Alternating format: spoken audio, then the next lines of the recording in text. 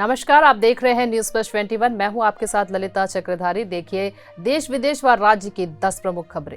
Ukraine के राष्ट्रपति Zelensky के बाद अब पुतिन से बात करेंगे पीएम मोदी। दोनों देशों के बीच 12वें दिन भी जारी है युद्ध। पीएम मोदी ने की यूक्रेन के राष्ट्रपति से 35 मिनट तक बात। भारतीयों को सुरक्षित निकालने के प्रयासों के लिए दिया धन्यवाद। मऊ में 25% मतदान, गाजीपुर और सोनभद्र में सबसे कम वोटिंग।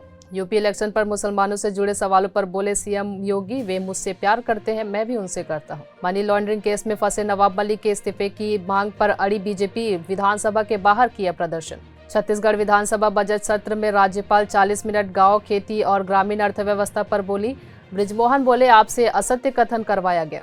नई दिल्ली के बुलंदशहर के पॉलिटेक्निक कॉलेज के हॉस्टल में गैस सिलेंडर फटा, 10 स्टूडेंट झुलसे। पश्चिम बंगाल सरकार ने 10वीं की परीक्षाओं में नकल रोकने के लिए अस्थायी रूप से इंटरनेट सेवा पर रोक लगाने का किया फैसला।